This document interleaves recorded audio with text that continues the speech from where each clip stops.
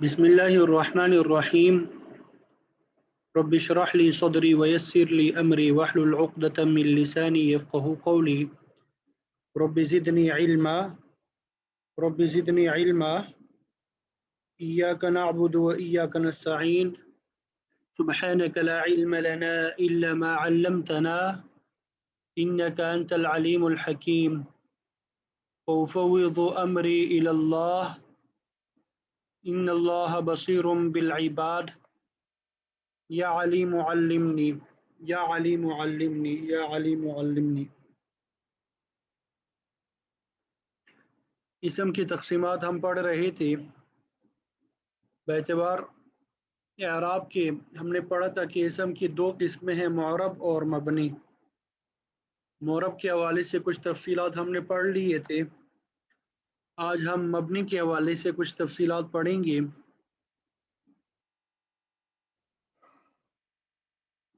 تو پہلے تو یہ سمجھے کہ مبنی کی دو قسمیں ہیں.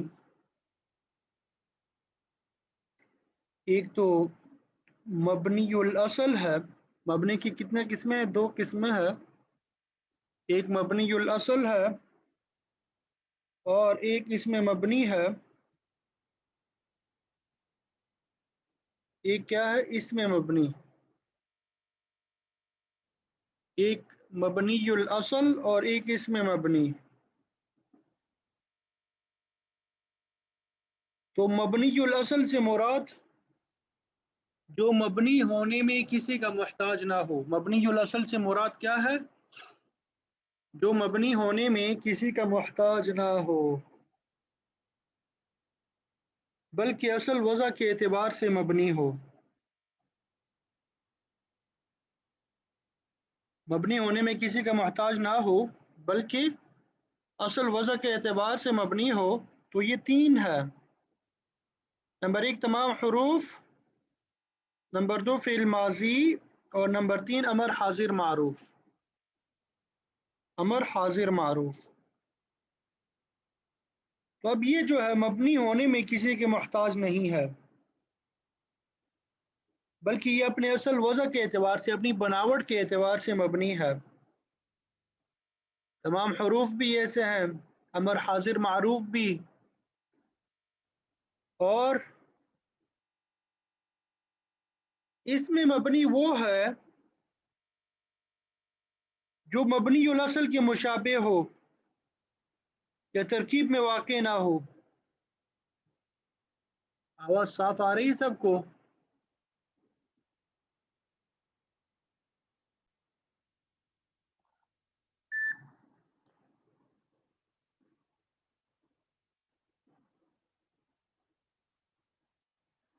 تو اس میں مبنی سے مراد جو مبنی الاصل کے مشابہ ہو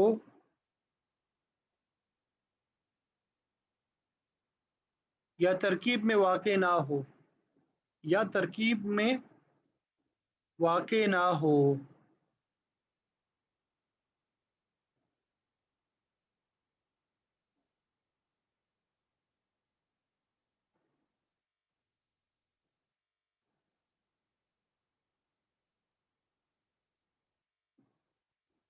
تو یہ جو مبنی ہے، مبنی الاصل کے ساتھ جو مشابہت ہے اس کی مختلف صورتیں ہیں.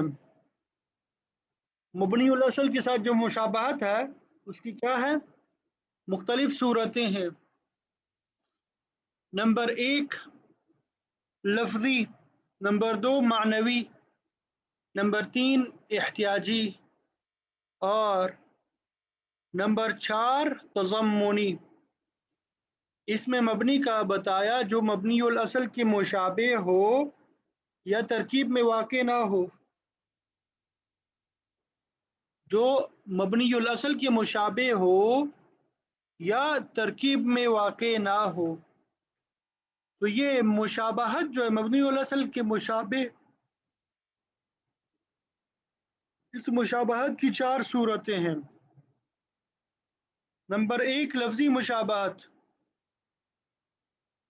لفظی مشابہت سے مراد ہے، یہ اپنے پاس نوٹ کرتے جائیں، کہ کسی اسم میں تین سے کم حرف ہوں.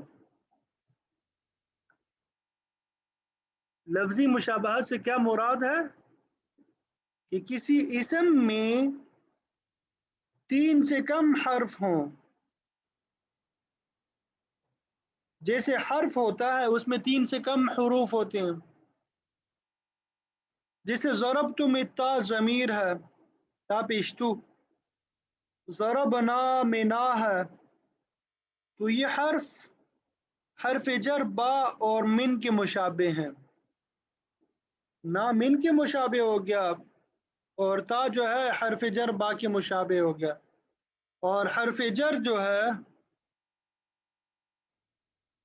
یہ حروف جو ہے ساری وہ مبنی ہے، مبنی الاصل ہے. اور معنوی مشابہت یہ ہے کہ کسی اسم میں وہی معنی پائے جائیں جو مبنی الاصل میں ہو. جیسے این، این یہ اسم استفہام ہے جو حمزہ حرف استفہام کے مشابہ ہے.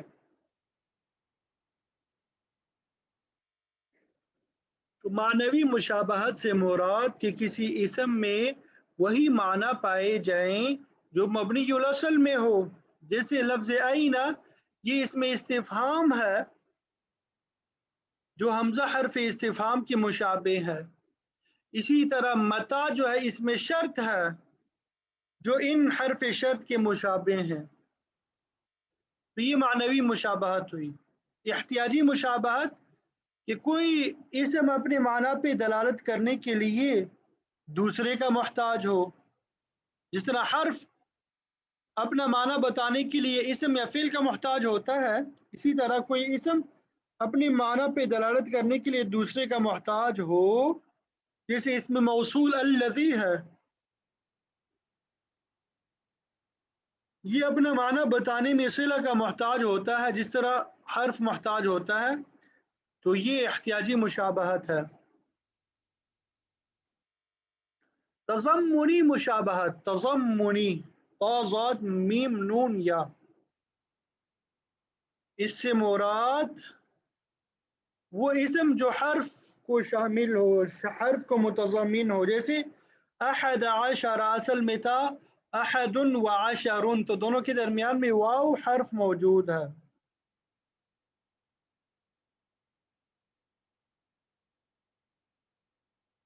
تو یہ تو مشابہت کی مختلف صورتیں آپ کو بتائی گئی. یہ آپ کو کیا کیا گیا؟ مشابہت کی مختلف صورتیں آپ کے سامنے آ گئیں. اب مبنی کی اقسام بتا رہے ہیں. مضمرات، اسماء اشارات، اسماء موصولات، اسماء افعال، اسماء اصوات، اسماء ظروف، اسماء کنایہ اور مرکب بنائی.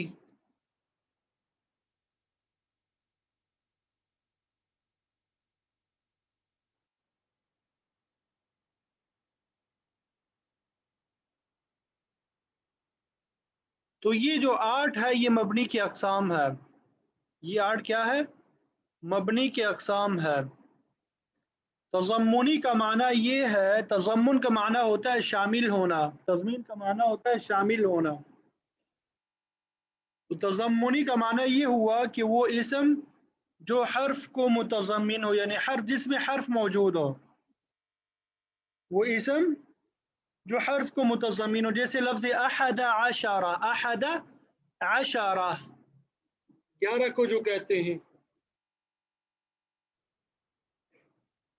یہ مبنی ہے. احد عشرہ کیا ہے؟ مبنی ہے. کیوں؟ مبنی الاصل کے ساتھ مشابہت کی چوتھی صورت ہے کیونکہ درمیان میں حرف واو موجود ہے. احد و عشر، اصل میں یہ کیا تھا؟ احد و عشر. تو یہ تضمنی مشابہت ہے.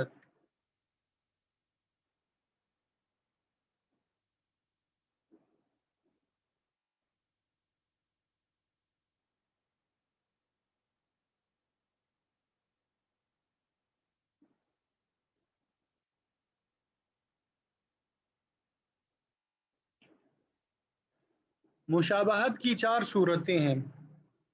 असल में इसमें मबनी की तारीफ में अभी हमने पढ़ा कि जो मबनीउल असल के मुशाबे हो या तरकीब में वाक़ ना हो। अब जब मबनीउल असल के मुशाबे कैसे हो सकते हैं, मुख्तलिफ सूरतें बता दी। लफ्ज़ी मुशाबहत भी हो सकती है। लफ्ज़ी मुशाबहत से मुराद क्या कि हर्फ के साथ मुशाबहत हो, कि हर्फ में कम से कम 3 हरूफ होते हैं या उससे कम होते हैं। हर्फ में कितने हरूफ होते हैं? 3 या उससे कम होते हैं।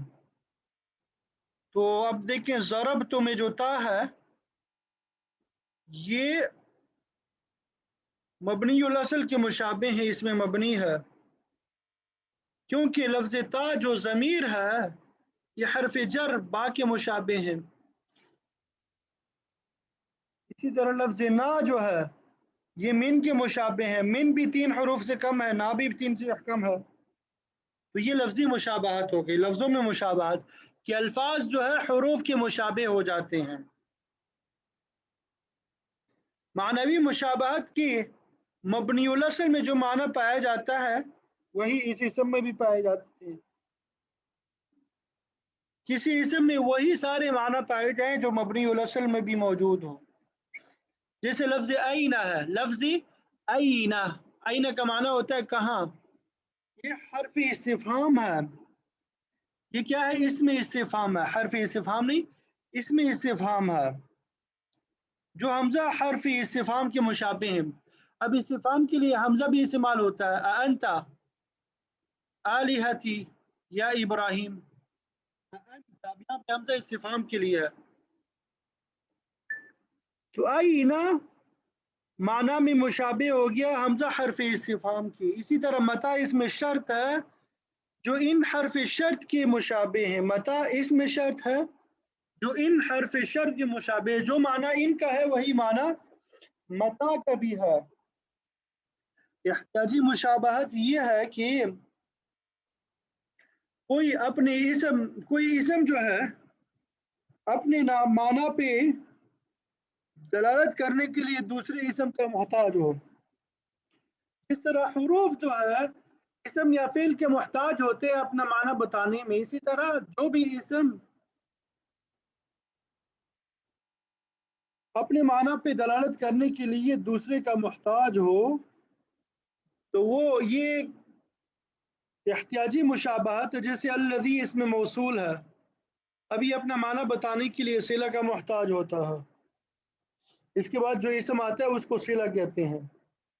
और तज़म्मुनी मुशाबहत के बारे में बताया, वो इसम जो हर्फ को मुतज़म्मिन हो, हर्फ को शामिल हो। जैसे अहद आशरा, असल में अहदुम व आशरून था। असल में क्या था? अहदुम व आशरून था।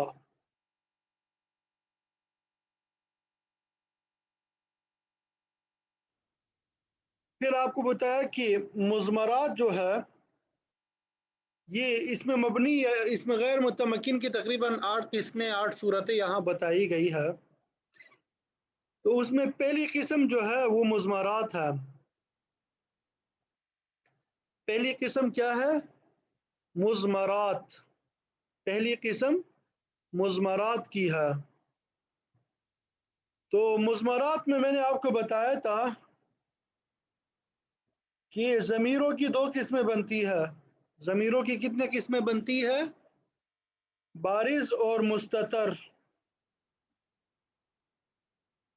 ज़मीर की कितने किस्में हैं? 2 किस्में हैं, बारिज़ और ज़मीर मुस्ततर। लफ्ज़ों में मौजूद हो तो उसे बारिज़ कहेंगे, जैसे नसरतु। और मुस्ततर जो फ़ेल के सीगे में पोशीदा होता है, जैसे नसरा, इसमें हुआ है, नसरत उसमें हिया है। तो अब ये ज़माइर जो है आप लोगों ने याद करने हैं। ज़माइर आपने क्या करने हैं? तकरीबन पांच किस्म के ज़माइर हैं। कितने किस्म के ज़माइर हैं? 5 किस्म के। मरफू मुत्तसिल, मरफू मुनफसिल, मंसूब मुत्तसिल, मंसूब मुनफसिल, اور مجرور متصل. انتہائی آسان ہے تعریف، ذرا سمجھے. یہ مرفوع کا معنی ہوتا ہے فاعل کی ضمیر.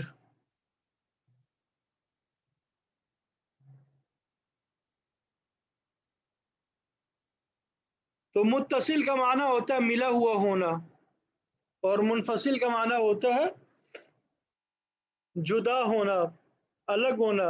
منصوب کا معنی ہوتا ہے جو مفعول بنے ترکیب میں، اور متصل ملی ہوئی، منفصل جدا. تو ضمیر مرفوع متصل پہلے ہم دیکھیں گے، یعنی فاعل کی وہ ضمیر جو فعل سے ملی ہو 14 ہے. وہ کتنی ہے؟ 14 ہے. نمبر 1، یہ الٹی گنتی انہوں نے کی ہے. انہوں نے کیا کیا ہے؟ الٹا گنا ہے. واحد متکلم سے سٹارٹ کیا ہے. ضربت، ضربنا، ضربت، ضربتما، ضربتم، ضربت، ضربتما، ضربتن، ضرب، ضربا، ضربو، ضربت، ضربتا، ضربنا. تو اس میں متکلم کے صیغے پہلے لے کے آئے ہیں، اور مخاطب یعنی حاضر کی صیغے بعد میں، اور حروف کی صیغے سب سے آخر میں. تو یہ اس کو کیا کہتے ہیں؟ ضمیر مرفوع متصل. اب یہاں پہ تا پیشتو نظر آ رہا ہے، یہ ضمیر ہے، مرفوع متصل ہے، کیونکہ یہ فعل کے ساتھ ملا ہوا ہے. اسی طرح لفظ نا، اور یہاں پہ ضربتا، ضربتما، یہ سب کے سب کیا ہے؟ ضمیر مرفوع متصل ہے، کیونکہ یہاں پہ یہ ضربتم تا پیشتو جو ہے یہ فاعل کی ضمیر ہے، تو اس وجہ سے اس کو مرفوع کہا جاتا ہے.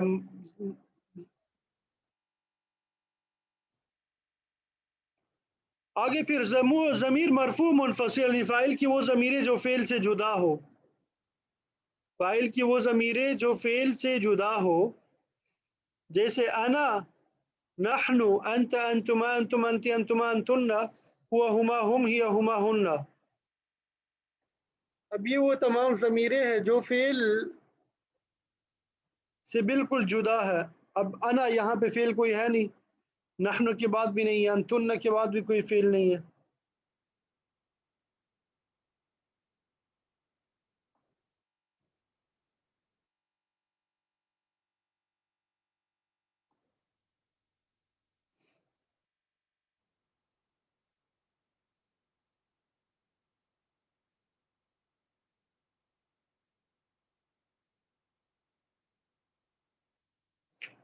اب یہ تو ضمیر مرفوع متصل اور منفصل دو قسمیں ہو گئی آپ کے سامنے. اب ضمیر منصوب متصل، یعنی مفعول کی وہ ضمیر جو فعل سے ملی ہوئی ہو، جیسے ضربنی، ضربنا، ضربک، ضربکما، ضربکم، ضربکی، ضربکما، ضربکن، ضربہ، ضربہما، ضربہم، ضربہا، ضربہما، ضربہن. اب دیکھیں نی جو ہے یہ مفعول بنے گا، نا مفعول بنے گا.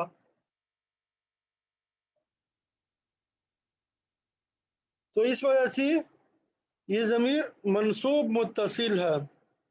اسی طرح ضمیر جو منصوب منفصل ہے، منصوب ہو یعنی مفعول بنے ترکیب میں اور منفصل ہو، جیسے ایایا، ایانا، ایاک، ایاکما، ایاکم، ایاکی، ایاکما، ایاکن، ایاہو، ایاہما، ایاہم، ایاہا، ایاہما، ایاہن.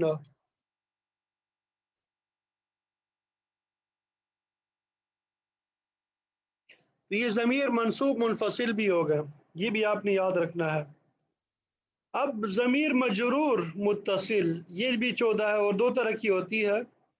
ایک تو وہ ہے جس پہ حرف جر داخل ہو، دوسرا وہ جو مضاف ہو. تو حرف جر کی مثال جیسے لی، لنا، لی، لنا، لکا، لکما، لکم، لکی، لکما، لکن، لہو، لہما، لہم، لہا، لہما، لہن. یہ مجرور بحرف جر ہے، حرف جر کے ذریعے سے مجرور. اور اس طرح ضمیر مجرور بے اضافت، اضافت کی وجہ سے بھی مجرور ہوتا ہے، جیسے داری، دارونا، داروکا، داروکما، داروکی، داروکما، داروکنہ، داروہو، داروہما، داروہم، داروہا، داروہما، داروہن. تو یہ مختلف جو ضمائر ہے یہ آپ کو یاد ہونی چاہیے، بہت کام آتے ہیں. یہ ضمائر جو ہے یہ کیا ہو، آپ کو یاد ہو، یہ انسان کو بڑے کام دیتے ہیں.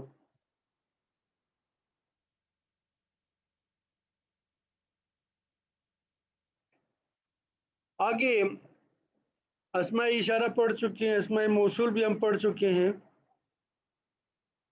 اسماء موصول بھی ہم کیا کر چکے ہیں، پڑھ چکے ہیں.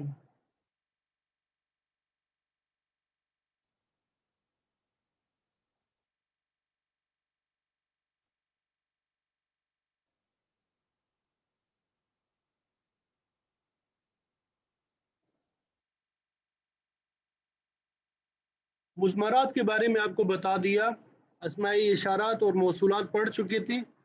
اب چوتھے نمبر پہ اسماء افعال ہے. چوتھے نمبر پہ ہمارے پاس کیا ہے، اسماء افعال.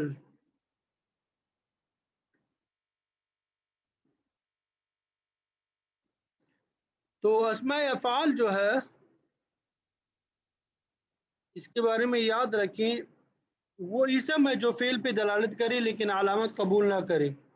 اسماء افعال سے مراد وہ اسم ہے جو فعل پہ تو دلالت کرے لیکن علامت قبول نہ کرے.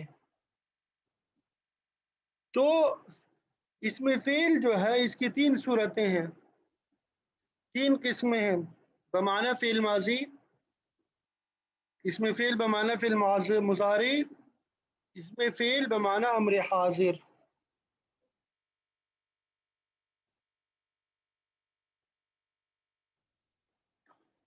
تو اس میں فعل بمعنی ماضی جو ہے وہ اسم ہے جس میں ماضی کا معنی ہو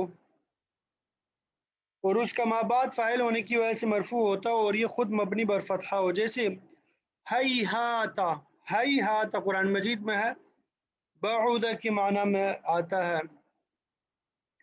شیطان افترقہ کے معنی میں آتا ہے کہ شیطان زید و عمر، کہ زید اور عمر جو ہے جدا ہو جائے. سرعان اسرا کے معنی میں ہے، سرعان زید کا معنی ہے زید نے جلدی کی. یہ تو اس میں فعل کی جب ماضی کے معنی میں ہو یہ وہ صورتیں تھیں. اور ایک ہے اس میں فعل بمعنی فعل مضارع،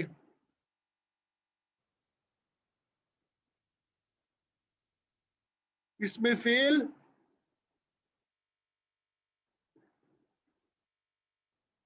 وہ اسم ہے جو معنی پہ دلالت کرے لیکن علامت کو قبول نہ کرے، فعل کی علامت کو قبول نہ کرے.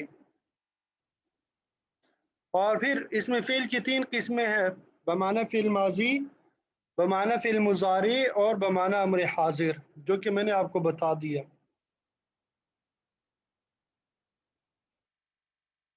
تو اس میں فعل مضارع کے معنی میں جو ہے وہ اسم ہے جس میں مضارع کا معنی ہو.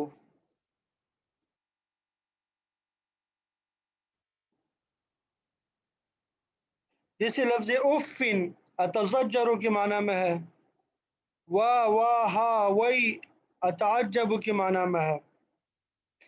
اسی طرح اس میں فعل جو امر حاضر کے معنی میں بھی ہوتا ہے،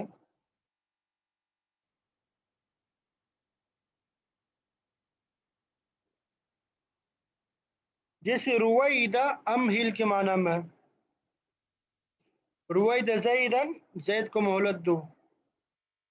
صح اسکت منہ کے معنی میں آتا ہے.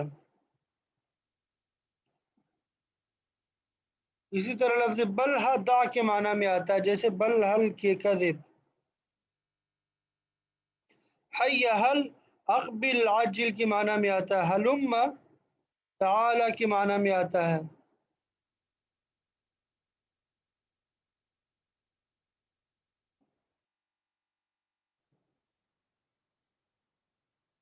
تو یہ اس میں فعل کی 3 صورتیں جو آپ کو بتا دی، یہ آپ نے یاد کرنے ہیں۔ اس کے بعد جو ہے اسماء اوساط ہے، اصوات ہے، اوساط نہیں اصوات، اسماء اصوات وہ اسم جس کے ساتھ کسی جانور کو آواز دی جائے یا کسی جاندار یا بے جان چیز کی آواز کی نقل کی جائے، وہ اسم ہے اسماء اصوات جن کے ذریعے کسی جانور کو آواز دی جائے یا کسی جاندار یا بے جان چیز کی آواز کی نقل کی جائے، جیسے نخ نخ، اونٹ بٹھانے کے لیے کہتے ہیں نخ نخ، غاقن غاقن کوے کی آواز کی نقل ہے، اوہ اوہ کانسی کی آواز۔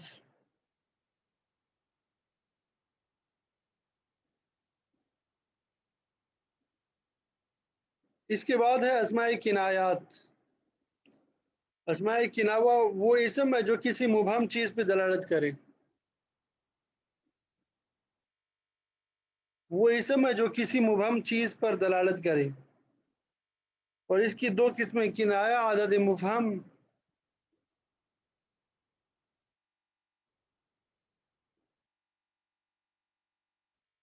تو اس کنایہ کی 2 قسمیں ہو گئی، کنایا عدد مبہم اور کنایا بات مبہم۔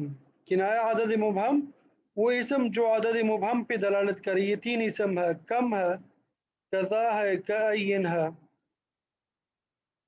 پھر آگے کم کی بھی 2 قسمیں ہیں، کم خبریہ بھی ہوتا ہے، استفہامیہ بھی ہوتا ہے۔ تو خبریہ وہ ہے جس کے ساتھ عدد مبہم کے بارے میں خبر دی جائے اور اس کی تمیز مفرد یا جمع مجرور ہوتی ہے۔ تمیز جو ہے اس کے بعد جو اسم آتا ہے وہ کیا ہوتا ہے؟ مفرد ہوتی ہے یا جمع مجرور ہوتی ہے۔ اور کم جو ہے کثرت کے معنی میں بھی آتا ہے، جیسے کم روبیت عندی کہ میرے پاس بہت سے روپے ہیں، کم رجال لقیت ہوں میں بہت سے آدمی سے ملا ہوں۔ اور ایک کم استفہامیہ وہ ہے جس کے ساتھ عدد مبہم کے بارے میں سوال کیا جائے،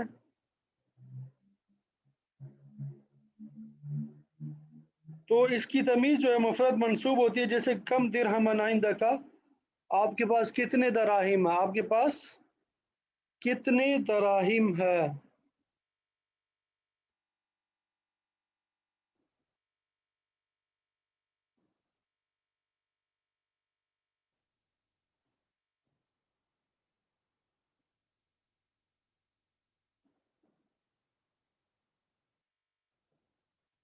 اسی طرح لفظ قضا جو ہے یہ بھی عدد مفہم سے کنایہ کے لیے اکثر مکرر آتا ہے،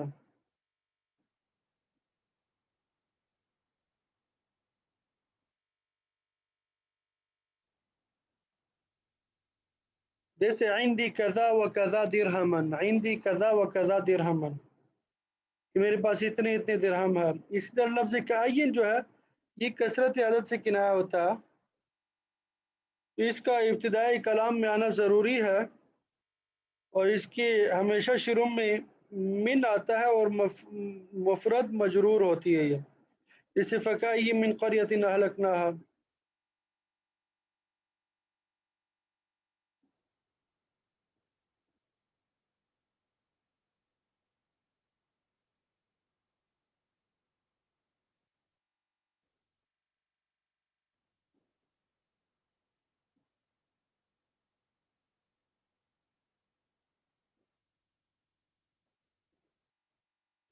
یہاں تک بات سمجھ آ گئی سب کو؟